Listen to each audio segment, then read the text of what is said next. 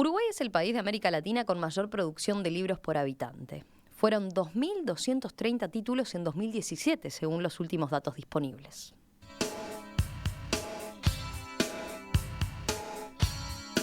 También es un país con larga tradición en prensa escrita. Sin embargo, ambas ramas de la industria editorial han sufrido los embates de la revolución tecnológica. La pregunta sobrevuela en el ambiente desde hace años. ¿Va camino a morir la lectura en papel? ¿Y si muere? ¿Qué hay más allá? Esa es con seguridad una de las cuestiones que buscará responder y responderse en La industria editorial hoy, tendencias, desafíos y nuevos modelos de negocio, la masterclass que el especialista español Javier Zelaya dará mañana martes de 9:30 a 12:30 en el Centro Cultural de España, en la Ciudad Vieja, invitado por el Instituto Uruguay 21. Para profundizar en este tema es que estamos recibiendo ahora aquí en estudios a Javier Zelaya. Javier, ¿qué tal? Buenos días, bienvenido. Muchísimas gracias. Un gusto conversar contigo por acá. Igualmente. Bueno, empecemos con una presentación tuya. Sos fundador de 212.com, que es una empresa que busca asesorar a actores de la industria editorial para que comprendan mejor la era digital. ¿En qué consiste básicamente ese trabajo?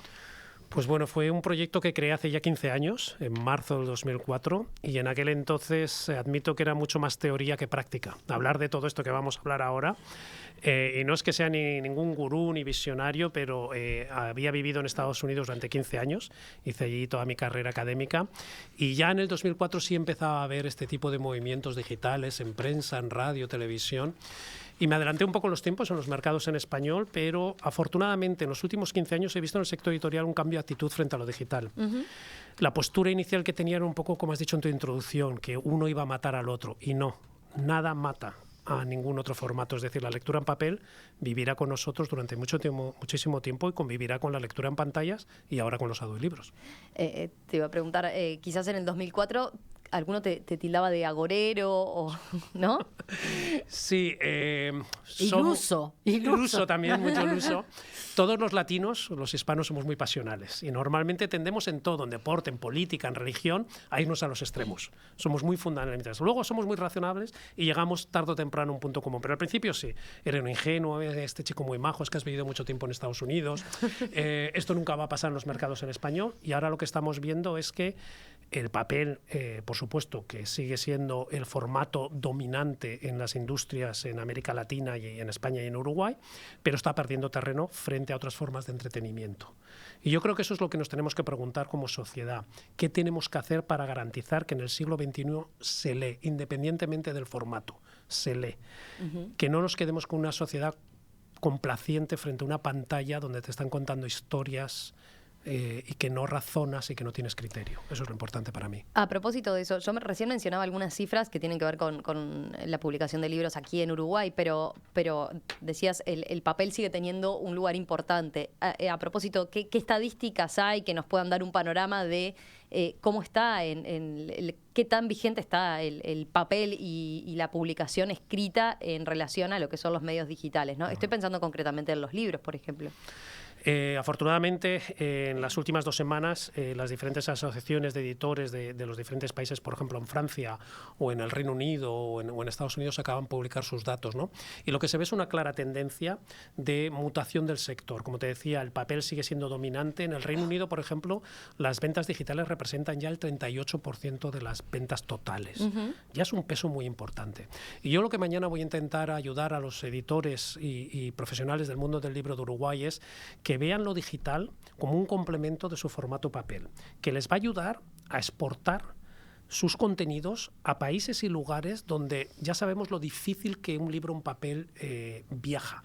Es más fácil, muchas veces decimos, encontrarnos un libro de una editorial uruguaya como Criatura Editora en una librería de Madrid o Barcelona que en una librería de Ciudad de México o a lo mejor hasta de Buenos Aires. Entonces, en ese sentido, tenemos una oportunidad aquí en Uruguay, por el lado de poder hacer llegar textos que de otra forma, en formato físico, era mucho más complejo. El libro en papel viaja muy mal, ¿vale? El libro digital no tiene fronteras y nos puede eso exportar, hacer crecer los negocios de las editoriales uruguayas en mercados donde hoy en día llegamos o llegamos mal o no llegamos. Una de las curiosidades que estamos viendo en Europa es España se está convirtiendo en la Florida de Europa. mucha gente, sobre todo en los países nórdicos, están comprando casas como segunda vivienda. Durante 6 meses, en los peores meses de los inviernos nórdicos, viven en España y esa gente vuelve a sus países y un 12% de las ventas digitales tienen lugar en Centro Europa y los países nórdicos. Imaginaros editoriales uruguayas que puedan vender su contenido, libros infantiles. Yo ayer me compré una novela gráfica en el Teatro Solís maravillosa, que ese libro no viaja y en formato digital puede estar accesible en Berlín o puede estar en Estados Unidos, que también es otro creciente mercado hispano, o en Ciudad de México, ¿no? Y luego también el libro en papel en nuestros diferentes sistemas educativos. Por ejemplo, en España el 40% de la población no lee. Es tristísimo. El 40% de la población no lee ni un libro al año. Entonces, ¿de qué manera podemos, con los nuevos formatos digitales, sea el libro electrónico o ahora con los audiolibros, llegar a parte de la ciudadanía y hacerles ver que el mundo que nosotros representamos, que es el mundo de las historias, puede formar parte de su mundo? No somos la industria papelera. Muchas veces nos arraigamos en un formato como si fuera representativo. El papel no deja de ser una tecnología que se inventó hace 500 años por un gran visionario que fue Gutenberg. A mi perro, mi mascota, le llama Gutenberg, en honor a ese gran visionario, ¿vale? Y adora el papel, ¿vale? Desde el punto de vista como juego. Pero lo que tenemos que darnos cuenta es que somos la industria de las historias, no la industria papelera. Y lo que tenemos que hacer es llegar nuestras historias al mayor número de lectores posibles, que es para lo que escriben los autores, para que les lean. Tú te estabas refiriendo reiteradamente al libro, pero también hay un tema con la prensa escrita, con los diarios. Es decir, parecería que el destino de uno y otro podrían ser comparables, pero no son exactamente lo mismo, ¿no? No son lo mismo, pero sí debemos hacer el esfuerzo en la industria del libro de ver qué le ha pasado a la industria de los medios de comunicación, claro, para por lo menos no cometer sus mismos errores, ¿vale? Como buenos humanos cometeremos otros, ¿vale? Pero esos no los podemos evitar. Y uno de los errores que cometió los medios de comunicación fue cuando llegó el tsunami Internet, y utilizo esa palabra, tsunami, porque arrasa con todo lo que encuentra por el camino, ¿vale? Y los medios de comunicación detestaron lo digital inicialmente. Hasta sabéis que muchos medios tenían como 2 redacciones diferentes, la redacción digital y luego la redacción de papel, ¿vale? Y regalaban la versión digital, porque supuestamente la gente iba a valorar la versión en papel. ¿Qué se veía hasta distinto, ¿no? Como había como un periodista, el más experiente iba claramente para la redacción en papel. Exacto. Y el otro, el más novato, el recién llegado, el becario, le mandaban a lo digital, ¿no? ¿Qué ocurre ahora? La gran dama del periodismo, que es el New York Times, acaba de declarar que el 50% de sus ingresos ya son digitales.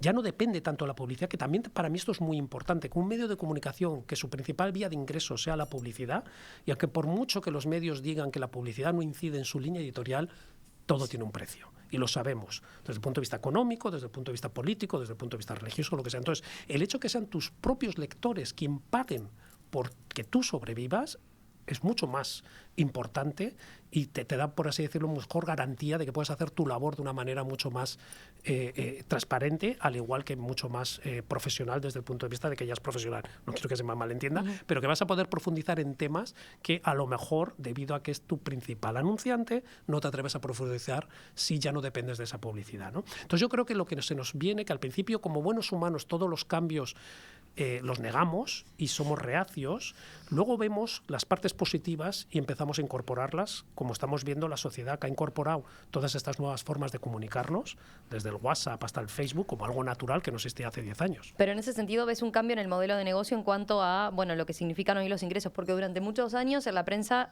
se decía, bueno, todo bien con lo digital y hay que estar, pero todavía no hay una forma, no es sustentable el negocio como tal. Ya se está dando entonces ese quiebre. Lo bueno, y traigo ejemplos mañana, porque no solo es el New York Times, es el Guardian en el Reino Unido, es Le Monde en Francia, donde ya estos modelos de suscripción subvencionados, pagados por los propios lectores, están viendo que hay una luz al final del túnel.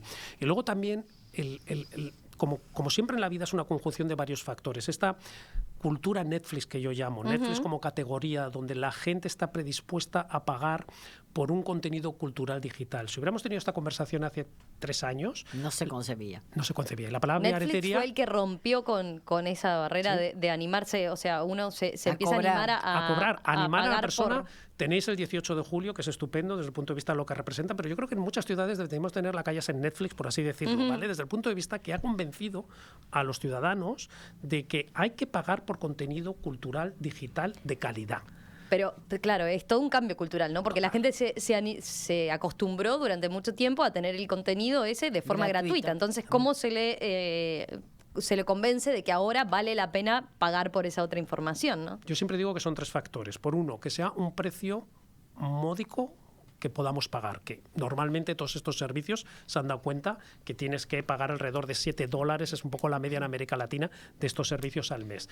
Que tengas un contenido cultural digital de calidad y constantemente en renovación. Tú te mantienes suscrito a estas plataformas, Spotify para música, Storytel para audiolibros, si siempre, cada vez que entras, encuentras nuevo contenido de calidad. Y luego que con este dedito mágico que tenemos en las pantallas de nuestros móviles y de nuestras tabletas, que se pone muy nervioso enseguida si no funciona, que sea muy fácil de usar. Sí. Y esas 3 variables, estas plataformas lo han conseguido. ¿Y qué pasa con la cantidad de suscripciones que estamos dispuestos a consumir y a pagar? Porque esa es a veces una limitante que se ve como, por ejemplo, la persona se abre en algún mercado el hecho de la suscripción en los medios digitales, en los diarios, por decirlo, ¿no? Y bueno, uno dice, bueno, en el primero que lo saca seguramente logre captar mucho la atención del público, pero ese mismo público quizás no está dispuesto a pagar una segunda suscripción a un periódico digital, ¿no? Bueno, ahí va a depender siempre del contenido y vemos estas guerras de contenidos entre las plataformas, desde el punto de vista que si querías ver Juego de Tronos te tenías que ir a HBO para ver Juego de Tronos, y si quieres ver otra serie, otro contenido, te tienes que ir a la otra. Mañana traigo varios datos. Aquí en América Latina pagáis una media anual de $500 millones en plataformas de suscripción culturales, música, cine, audiolibros e ebooks, ¿vale? Libros electrónicos. Es una cuantía ya bastante respetable. De Europa y Estados Unidos, la media mensual por usuarios de $40 a $60. Nunca habíamos gastado tanto en cultura. Yo creo que tenemos que verlo en positivo. Nunca hemos tenido tanta gente consumiendo tanta cultura.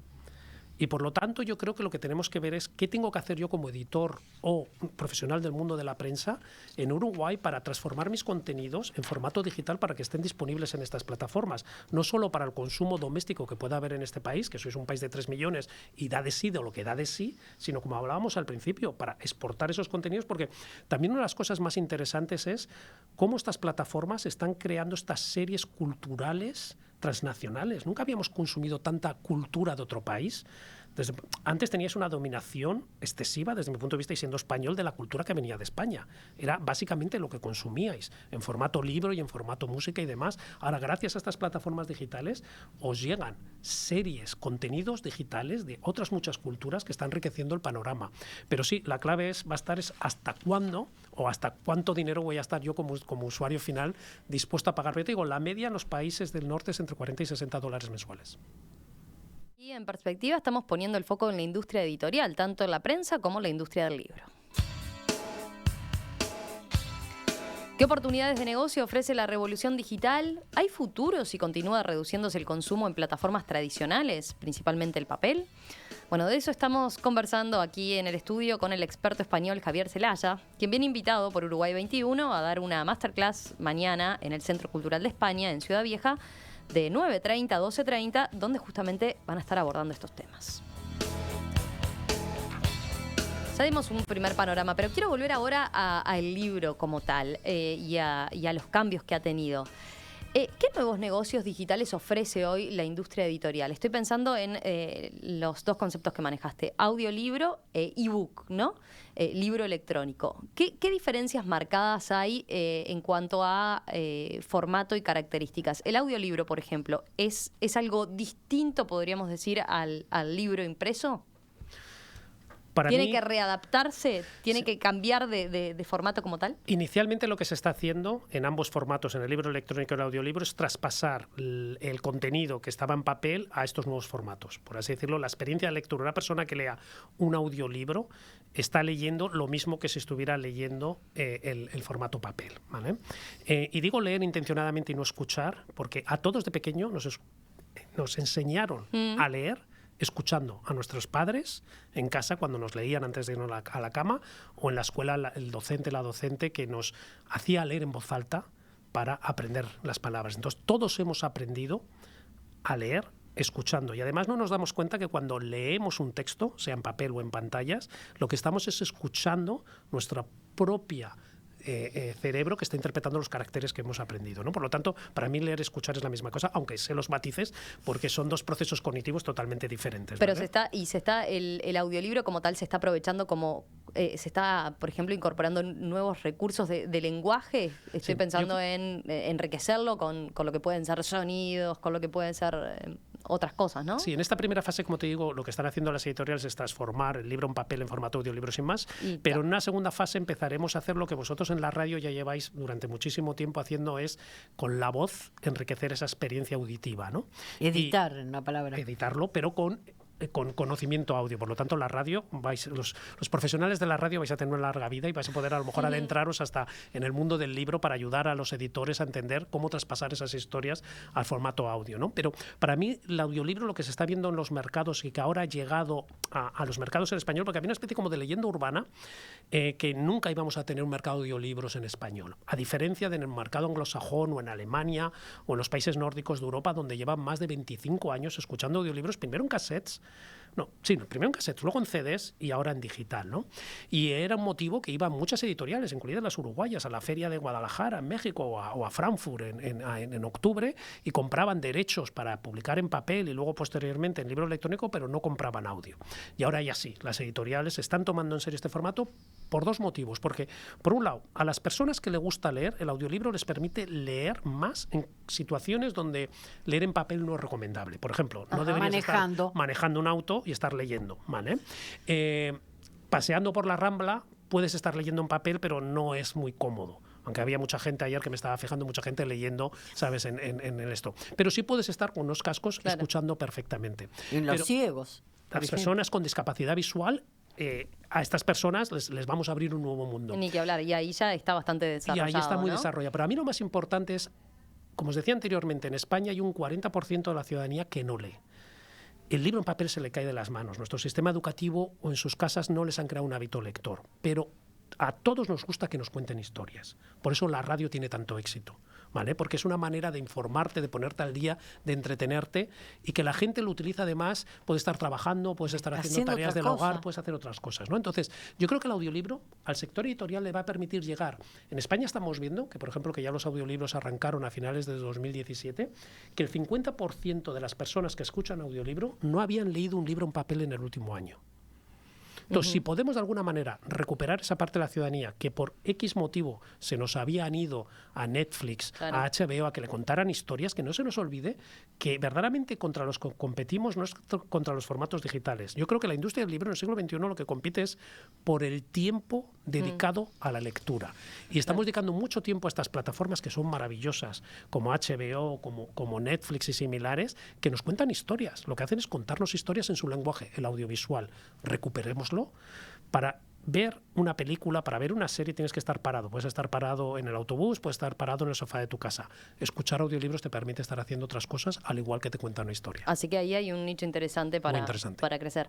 Y en cuanto al ebook, al libro electrónico, ¿cuáles son las tendencias más recientes y qué es lo que están viendo desde la industria editorial, que está más desarrollada quizás en España de lo que lo tenemos acá, claramente? En España, en México, en Colombia y en Chile también son mercados muy potentes en el mercado del libro electrónico. Y lo que se está viendo es que ese sí competía de alguna manera con el formato papel, porque o leías en papel o leías en pantalla, ¿vale? Yo, por ejemplo, leo en formato digital todo, ensayos, novelas y demás, por pura comodidad, porque viajo muchísimo. Esta es la 7ª vez que cruzo el charco desde que va el año, ¿vale? Pero la novela gráfica, sigo admitiendo que en formato digital la experiencia de lectura no es lo mismo que en papel. Entonces, casi toda mi biblioteca hoy en día de papel son novelas gráficas, que además, como decíamos anteriormente, viajan muy mal. En todos estos países que visito, lo primero que visito son librerías y voy a la sección de novelas gráficas, porque esos títulos sé que no los voy a encontrar en otros sitios, ¿no? Entonces, la lectura en pantallas de libros electrónicos, lo que estamos viendo que complementa la lectura en papel. Lo mismo, hay momentos donde el papel no es lo más idóneo, estoy en la playa, ¿vale? Y con estos dispositivos de tinta electrónica puedo leer amablemente, ¿vale? Pero se está quedando con un tercio del mercado. Por diferentes mercados, por ejemplo, en Estados Unidos es el 25% de las ventas, en el Reino Unido es un 38%, y la Francia literaria, que siempre la vemos como que son los últimos que van a tirar la bandera, acaban de sacar sus datos y ya es el 9% de sus ventas. Por lo tanto, yo creo que los editores han visto que es otra manera de llegar al mercado y que el lector decida que si quieren leer en pantallas, yo le pongo a disposición ese título en pantalla. Pero ahí no hay una competencia, o sea, no permite captar un nuevo público que hoy en día no está leyendo. Se compite por el mismo público, exacto, básicamente. Hay un trasvase de un formato a otro. Sí, es interesantísimo, me parece las posibilidades que se abren con la profundización del ebook y cómo cada vez se utilizan más herramientas. Estoy pensando en Big Data, inteligencia artificial y demás, ¿no? En saber mucho de cómo el lector lee y se aproxima a ese libro, ¿no? En cuanto a qué libro termina y qué libro no, en cuanto a en qué parte, cuánto lee en promedio, en qué momento lo hace, cuáles son sus preferencias. Eso es clave. Hoy en día, en la era digital que nos ha tocado vivir, con todo luego las connotaciones que puede tener de privacidad, que da para otro debate, pero vamos a centrarnos en el mundo del libro. El sector editorial está ciego, no sabe quién es su cliente. El lector un editor apuesta por una obra de una autora y la saca al mercado y la lleva a través del distribuidor a la librería y la librería lo vende. Pero el editor nunca tiene una relación directa con esa lectora o ese lector que está detrás de eso. Lo bueno que le brinda los formatos digitales es que lo que tú estabas destacando, ¿se ha leído hasta el libro hasta el final o no? ¿Qué partes han sido más subrayadas? ¿Ha compartido la experiencia, no el archivo de lectura, como compartimos de manera analógica, que yo te puedo recomendar un título, ¿sabes? Y que no dejes de leerlo. Por ejemplo, sabemos en los libros electrónicos que el 60% de los libros electrónicos que compramos no los terminamos. Creo que es una estadística probablemente en los buenos lectores similar al papel. La Pero cantidad ahora de libros, sí tiene un número. Ahora sí tenemos un número. La cantidad de títulos que compramos con la intención de leerlos y diciendo, en estas vacaciones me lo llevo y me lo leo, y luego el día a día nos come y se queda en la mesilla pendiente de leer, ¿no? Pero en papel nunca lo sabemos. Si el editor sabe, puede reducir sus tiradas. Si verdaderamente sabemos que esos libros no acaban de leerse, podemos hacerlo a lo mejor como hacía ya Dickens, con la tecnología existente hace un siglo, que eran los medios de comunicación, que se publicaba de manera fragmentada, como sabéis, todos los meses. Capítulos. Capítulo a capítulo, y que tenías a la gente hambrienta que esperaban en los puertos a que llegara el barco del Reino Unido para el siguiente capítulo que supuestamente se había publicado allí y demás, ¿no? Entonces yo creo que la tecnología nos puede dar mucha información al sector editorial para entender quién está al otro lado de la pantalla, ya no solo hechos demográficos, si es hombre o mujer o de edad tiene, sino cosas tan relevantes como si esta persona lee normalmente historia, ¿cómo le puedo hacer para que se adentre en otra categoría y que empiece a leer novela o que empiece a leer filosofía o que empiece a leer otro género? Bueno, ahí es un aspecto interesante que estás planteando porque yo te lo iba a plantear por el lado de la crítica también. Hay un libro, varios lo deben haber leído, el que hace Harari, el filósofo historiador, ¿verdad? Que ha sido un bestseller, Las 21 lecciones para el siglo XXI, donde él plantea su preocupación también por esto, por el hecho de que el tener tanta información sobre cómo consumimos y cómo nos aproximamos a los distintos productos culturales, entre ellos el libro, haga que todas las editoriales se vuelquen a hacer esos libros súper exitosos que tienen determinado final y eso nos reduzca el panorama de las cosas que tenemos y que deberíamos estar leyendo, ¿no? Que se vuelque todo hacia lo mismo. Tú decís, bueno, sí, no, deberíamos tratar de abrirle otras puertas al lector que sean diferentes a eso que nos... para que lo entiendan gráficamente. A ver, eso que nos sugiere Netflix, el algoritmo ese perfecto de porque leíste esto o porque viste esto, entonces te tiene que gustar esto otro, ¿no? Podría decirse, en la industria del libro vamos a algo similar. Pero... Yo creo que ya estamos ahí, en la industria del libro del papel. Si bajamos ahora mismo a puro verso o vamos a escamuza, la cantidad de títulos de libros que se publican con una orientación de mercado y absolutamente legítimo. Y hemos tenido épocas que ahora tocaba catedrales y teníamos muchísimos libros de catedrales, o ahora tocaba suspense nórdico y todo era suspenso nórdico. Entonces, estas modas comerciales las vivimos anualmente en el mundo del libro, igual que en otras industrias culturales. Lo mismo pasa en la música, que se pone de moda un cierto tema, o lo mismo pasa en las artes escénicas. Lo que deberíamos hacer es crear ciudadanos con criterio y que estos algoritmos que te pueden crear un embudo, un bucle, donde yo solo consumo, lo mismo estamos viendo ahora en las elecciones, ¿no? La famosa burbuja de que yo solo leo o escucho opiniones de lo que yo quiero pensar. Eso antes lo hacíamos en un sistema educativo y en un sistema de un entorno de la ciudadanía donde nos obligábamos a escuchar a la otra parte, como se decía, escuchar al enemigo, ¿no? O ver otros puntos de vista. Entonces, lo que tenemos que hacer es que estos algoritmos, que esa parte de confort que solo me recomienda aquello que supuestamente yo ya estoy consumiendo, hagamos nosotros el esfuerzo de romper esa dinámica y adentrarnos en categorías y en temas que supuestamente a ti no te interesan, ¿vale? Inicialmente, ¿no? Y luego también yo creo que hemos conseguido como ciudadanos a lo largo de nuestra historia una serie de derechos como ciudadanos y consumidores que no debemos de perder en la era digital. Yo no sé por qué no se regula que estas plataformas, esos datos personales que tienen de nosotros para darnos ese servicio, sean eliminados, yo qué sé, cada 6 meses. ¿Por qué tienen que tener mi historial? Yo me moriría ahora de vergüenza si me sacaras el historial que yo escuchaba cuando tenía 10, 25 años. No me arrepiento nada. Lo bailé todo, lo disfruté todo. Pero probablemente ahora te diga que no es mi tipo de música. Claro, claro. Pero que ese algoritmo me persiga eternamente, yo creo que no es justo. Todos hemos, a lo largo de nuestra historia, como humanos, vamos cambiando de gustos, de comida, de lectura y demás, ¿no? Por lo tanto, yo creo que también podemos regular estas plataformas sin problema alguno. A mí me gustaría saber cómo pensás tú que se puede aplicar toda esta tecnología para que los editores mejoren su producción. ¿Qué se está haciendo en los lugares donde es avanzado el tema? Pues quitarle el miedo a esa idea de lo digital y, por ejemplo, utilizar estas tecnologías de Big Data que estábamos comentando para ayudar a los creadores a mejorar su obra. Lo están haciendo los médicos, lo están haciendo en la aeronáutica, lo están haciendo en industrias muy complejas y que salvan vidas. Están utilizando la tecnología para detectar mejor el cáncer. ¿Por qué no nosotros utilizar la tecnología para mejorar la obra que está escribiendo y meter ese texto en ese ordenador y que ese ordenador me diga que a lo mejor un personaje es repetitivo o que a lo mejor esa trama verdaderamente no tiene mucho sentido? Eso es para los autores. Pero eso es para los autores, sí. Pero a los editores, ¿cómo les mejora la capacidad de darse cuenta que tal o cual puede tener un éxito? ¿Cuál es este título? Por ejemplo, ¿por qué tiene que todo libro salir en su primera expresión en formato papel? ¿Por qué no lo publico primero en digital y veo si hay demanda o no? Y veo qué tipo de recepción. Tantear y ver si se lee hasta el final o no. Igual cuando veo que hay una demanda, entonces ya sí saco una edición en papel y me evito a lo mejor matar un montón de árboles en el camino. O sea, yo creo que también tenemos que ser un poco más en el sector, mucho más conscientes que lo digital me pueda ayudar en las bases del modelo de producción y no tener que producir en esta carrera constante que estamos de producir todos los años. Dabas una cifra de 2000 y pico títulos para ver si un tercio de ellos me cierra la cuenta de resultados. Yo creo que lo digital nos puede ayudar a hacer de otra manera, llegar a más público y de una manera más sostenible, económicamente y medioambientalmente. Mañana en la charla que vas a dar seguramente haya muchas personas que tienen que ver con este mundo, ¿no? De las editoriales, autores, personas de las librerías, de las bibliotecas, ¿por qué no? Ese va a ser el mensaje que les vas a transmitir. Nos decías también que Uruguay tiene un gran potencial, pero en el corte creo que mencionabas también el hecho de llegar más tarde un poco a la digitalización del ebook, por ejemplo, tiene sus ventajas. Se puede tomar experiencia. Sin lugar a dudas, y nunca es tarde. Desde mi punto de vista y mi experiencia a lo largo de los años en el mundo profesional es que nunca es tarde.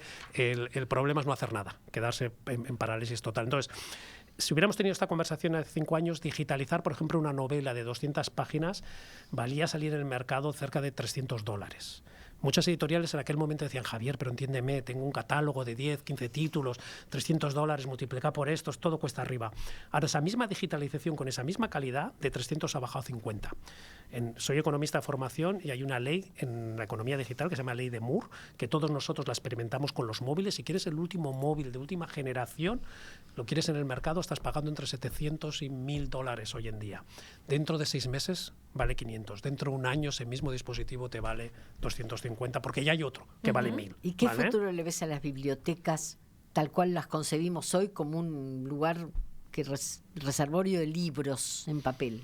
Yo creo que la biblioteca, que siempre ha tenido en todos los mercados un presupuesto muy limitado, han sido muy creativos para transformarse y adecuarse. Las bibliotecas en América Latina y en España he visto que han sido las primeras que han abrazado los entornos digitales, con su poco presupuesto, porque ellas han entendido que lo importante es leer, independientemente del formato, y que hay que crear ese hábito lector. Lo que sí se está transformando es el espacio físico. ¿Qué hago yo con un espacio físico que antes yo tenía que ir allí a pedir bajo préstamo ese título y llevarlo luego al cabo de 15 días, que siempre lo llevábamos tarde? O leerlo en el lugar. O leerlo en el lugar, ¿vale? Cuando ahora, a través de estas plataformas, puedo acceder a ese contenido desde el sofá de mi casa. ¿Cómo reutilizo ese espacio físico como punto de encuentro de la ciudadanía? Es el único espacio en muchas ciudades donde no hay un valor económico, donde no hay ninguna transacción económica. Y yo creo que eso debemos de salvaguardar. que nuestras ciudades y pueblos, tiene que haber espacios sin valor económico, donde nos reunamos para charlar, para discutir, para ver, para profundizar, sin ningún tipo de valor económico. Alrededor de los contenidos, porque eso es lo que siempre ha hecho la biblioteca. Mucha gente iba a leer el periódico allí, mucha gente iba a pedir un préstamo físico de un libro y luego, como decía, en España son 15 días, no sé cuántos aquí. Yo nunca lo entregaba a tiempo, siempre era una semana más tarde con todas las penalizaciones, ¿vale? Hoy en día, ya te digo, desde el sofá de casa, pero yo creo que eso es lo que tenemos que garantizar, que esos espacios en el área digital se mantienen por el bien común de la ciudadanía. Me quedé con la respuesta anterior con respecto a la economía y cómo se ha reducido el costo de la digitalización y de las oportunidades que brinda. Decías, ¿qué mensaje le vas a transmitir concretamente a quienes mañana presencian la masterclass en ese sentido de las oportunidades que brinda también la era de la digitalización, en detrimento de lo que pensamos, eso de que con la muerte del papel se acaba el libro y leemos cada vez menos? Ese debate para mí es... Ya está. Ya está. Ya lo dejaste Vamos claro. a convivir. Aparte va a haber, lo primero que va a decir que van a convivir los tres formatos y para mí un libro es un libro independientemente de su formato, papel, libro electrónico es un contenido, o audiolibro. Son contenidos y lo importante es leer. Eso es lo que tenemos que hacer, crear una ciudadanía lectora entre todos, bibliotecarios, libreros, editores y autores. Partiendo de esa premisa, ¿qué les voy a decir? Digitalicen cuanto antes, por favor, su catálogo. Hoy en día es relativamente barato conseguir esos fondos, ¿vale? Una vez que lo tengas, lo que tienes que hacer, le voy a hacer un recorrido por los diferentes modelos de comercialización. La venta unitaria en digital, que también existe como la venta unitaria en papel, la venta a bibliotecas, la venta a plataformas de suscripción y la venta a otros modelos, como hemos hablado, de audiolibros y demás, ¿vale? Entonces, que tengas una mente abierta, que comercialices en todos los modelos, que la suma de todas esas partes va a ser lo que te haga rentable esta inversión inicial que vas a hacer, ¿vale? Y que lo bueno de llegar un poco tarde es que los errores que hemos cometido en Europa, como poner el precio del libro electrónico igual que el precio en papel, ¿vale? O retrasar la entrada en lo digital, había editoriales que decían, bueno, vale, voy a jugar, pero voy a jugar con trampas. Las novedades no van a estar en el mercado hasta 6 meses más tarde. No. Estás insultando al lector. Si sale ahora una novedad que todo el mundo está hablando y que la radio y que los medios la están reseñando, el lector quiere leer ese libro, ¿vale? Por lo tanto, tienes que hacer lo que se llama publicaciones simultáneas. Y hoy en día estamos viendo, por ejemplo, el último lanzamiento que ha habido del libro de Michelle Obama. La editorial ha sacado el papel, el libro electrónico y el audiolibro a la vez, con la complejidad que eso lleva. Tener a Michelle Obama en un estudio de audio, porque la versión en inglés la narró ella, ha conllevado a la editorial que 4 meses antes tenían que tener el texto ya definitivo para hacer luego la versión audiolibro con el fin de que salieran las 3. Y eso es un poco hacia dónde vamos, este mundo de nuevas oportunidades que va a brindar a los editores uruguayos la posibilidad de llegar a más lectores, no solo aquí en Uruguay, sino fuera, y hacer más sostenible su negocio, que ya sabemos lo difícil que es hacer del mundo del libro un negocio sostenible. Javier Zelaya, especialista en la industria editorial, quien va a estar ofreciendo mañana una masterclass que se titula La industria editorial hoy, tendencias, desafíos y nuevos modelos de negocio, invitado por Uruguay 21. Muchas gracias por venir esta mañana y por esta charla. Ha sido un placer. Volvemos a conversar en cualquier momento. Un gusto.